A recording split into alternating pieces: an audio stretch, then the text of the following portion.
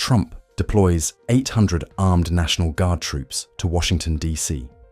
Despite falling crime rates, President Donald Trump has made the decision to send 800 armed National Guard troops into the streets of Washington, D.C., a move he claims is necessary to combat what he describes as a surge in crime. This deployment has sparked debate because crime statistics from the city actually show a decline in overall crime rates, calling into question the justification for such a heavy military presence. During a White House briefing alongside Defense Secretary Pete Hegseth, Trump framed the deployment as part of a broader law and order initiative aimed at restoring safety and control to the nation's capital. The troops are expected to be visible in public spaces, serving as a deterrent and showing the administration's commitment to stopping crime actively. However, critics argue that the deployment is more political posturing than a response to a public safety emergency, especially given that the DC Metropolitan Police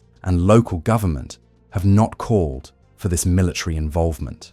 National Guard troops in Washington, tasked with support, roles, authorized to detain suspects. According to Pentagon officials, the 800 National Guard soldiers deployed in Washington will primarily perform support functions rather than direct law enforcement duties. Their responsibilities will include logistical support, such as transportation and equipment handling, to assist federal agents on the ground. The soldiers will also provide a physical presence designed to reassure the public and demonstrate federal resolve. However, the Guard troops will be armed and authorized to defend themselves, and in certain situations, they have the authority to temporarily detain individuals until civilian law enforcement officers arrive. This raises complex questions about the appropriate role of military forces in domestic civilian settings, especially given the National Guard's traditional function as a reserve force trained for combat and disaster response, not for policing duties. Military leaders have emphasized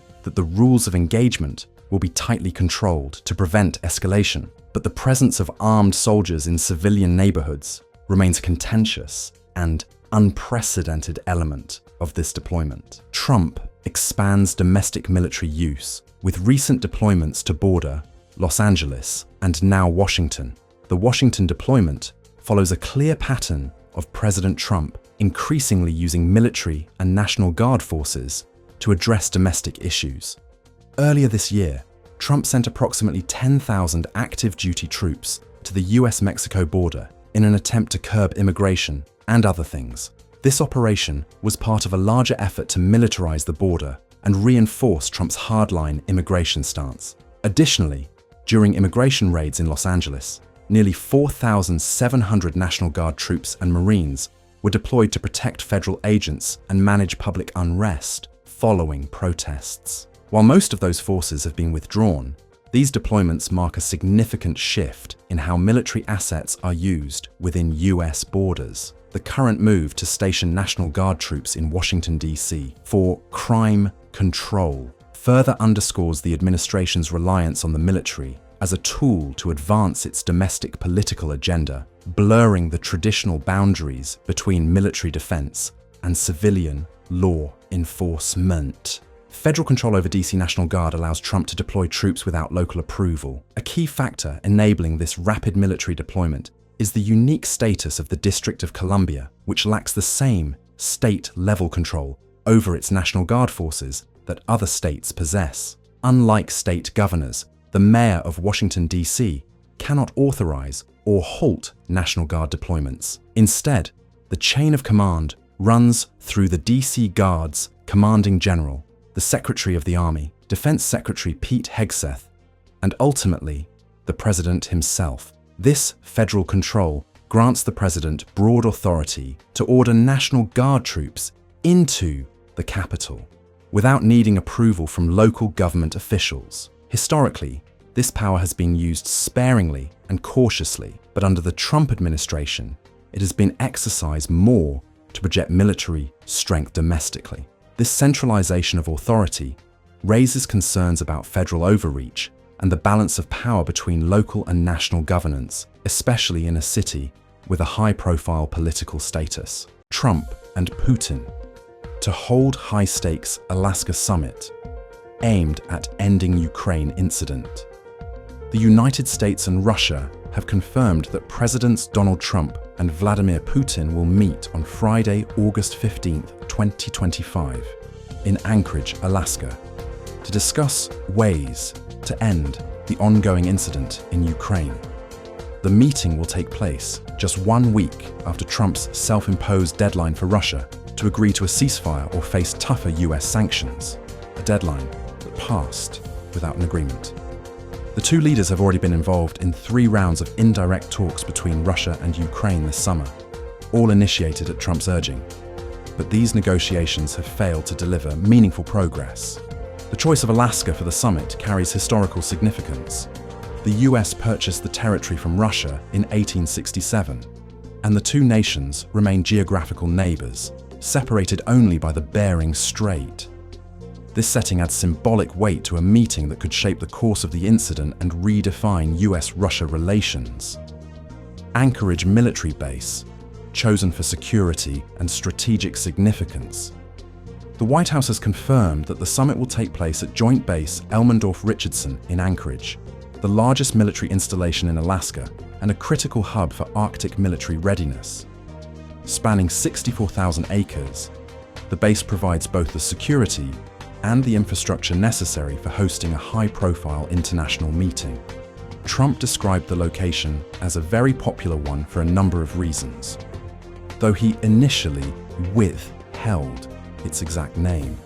Russian presidential aide Yuri Ushakov emphasized that Alaska was a logical choice given the nation's close geographical proximity and its historical ties to Russia. The last major diplomatic event in Anchorage took place in March 2021, when US officials met with Chinese counterparts in a tense session that quickly became heated. In contrast, both sides are hoping this US-Russia meeting will remain constructive, though tensions surrounding the Ukraine incident loom large over the proceedings. Trump seeks breakthrough on Ukraine, but warns of possible land swaps. Since taking office, Trump has made ending the incident in Ukraine a central foreign policy goal, repeatedly claiming he could have prevented the incident if he had been president at the time of Russia's 2022 invasion. While Trump has said he intends to try to get some of that Russian-occupied territory back for Ukraine, he has also warned that there might have to be some swapping, changes in land, for a peace deal to be possible. Ukrainian President Volodymyr Zelensky has strongly rejected any proposal that would allow Russia to keep land it has seized, declaring, "We will not reward Russia for what it has perpetrated." On the other side, Putin has remained steadfast in his demands. Ukraine's neutrality, limits on the size of its military, and permanent Russian control over annexed regions. This sharp divide leaves little room for compromise, making the Anchorage meeting an uphill battle for any peace agreement. Ukraine, not invited to Alaska talks, but Zelensky to hold pre-summit, call with Trump and European leaders. Ukrainian President Volodymyr Zelensky will not attend the Trump-Putin meeting in Alaska, despite previously expressing concerns that any deal reached without Ukraine's input would be fake decisions. Putin reportedly requested Zelensky's exclusion, though the White House had previously signaled openness to a trilateral summit involving all 3 leaders. Instead, Trump has scheduled a virtual meeting with Zelensky for the Wednesday before the Alaska summit, which will also include several European leaders.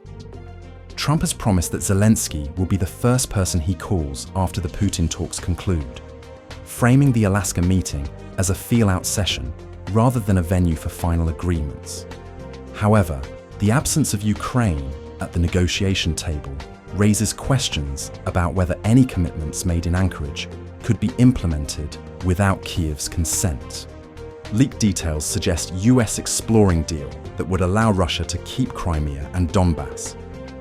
Sources familiar with behind-the-scenes discussions told CBS News that the Trump administration has been quietly pushing European leaders to consider a ceasefire proposal allowing Russia to retain control of Crimea and the Donbass region in eastern Ukraine, which includes Donetsk and Luhansk. In exchange, Russia would be required to withdraw from the Ukrainian regions of Kherson and Zaporizhia, where it currently has partial military control. This framework reflects one of the most contentious issues in the incident: the territorial status of regions seized by Moscow. Russia annexed Crimea in 2014, and its forces have since entrenched themselves across much of Donbass. Ukraine, however, insists on full restoration of its territorial integrity, rejecting any settlement that formalizes Russian occupation. US Vice President J.D. Vance has described the potential deal as not going to make anybody super happy, but argued that you've got to make peace here. The way to peace is to have a decisive leader to sit down and force people to come together.